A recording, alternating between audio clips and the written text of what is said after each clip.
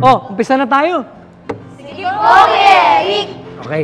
Teka lang, Friday na nga pala, no? O, kamusta ba kayo? Mabuti naman po, Kuya Eric. Ito po, Kuya Eric, busy po sa school. Bukod pa dun, yung extracurricular ko po sa school. Kami din po. Marami-rami na rin po yung pinag-aaralan namin sa ngayon. Busy pala kayo sa school, ano? Pero salamat sa Diyos, nakakasama ko pa rin kayo dito. Opo, Kuya Eric. Mas masaya kaya po dito. Ang buti naman, gusto nyo rito. Kasi marami tayong natututunan, di ba? At sana ganun din yung mga tagapanood natin. Kasi tuloy-tuloy pa rin ang ating pag-aaral. Tama po, Kuya Eric. Ano nga po palang pag-aaralan natin ngayon? Naku, maganda. At ang topic na pag-aaralan natin, tungkol pa rin sa National Disability Prevention and Rehabilitation Week, ay kung ano ba ang mga benepisyong nakukuha ng mga taong may kapansanan. Yan po ba yung 20% discount na nakukuha nila tulad po ng senior citizen kapag may bibilin sila or sasakay po sila sa pampublikong sasakyan?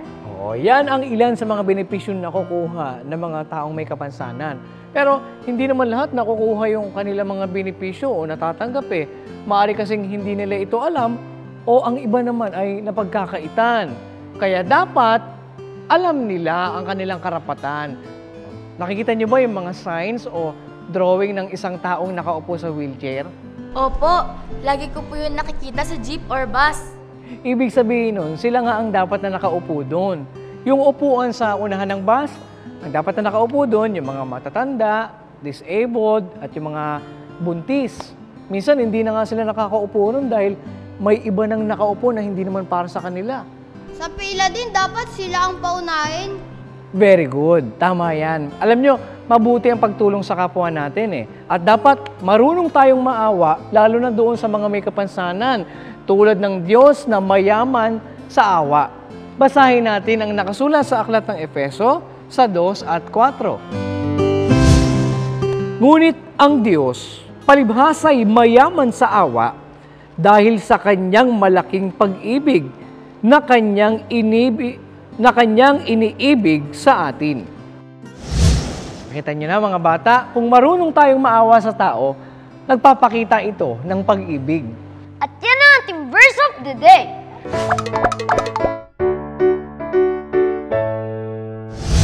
Gusto niyo bang pag-aaralan natin kung ano ba yung mga benepisyong nakukuha ng mga taong may kapansanan?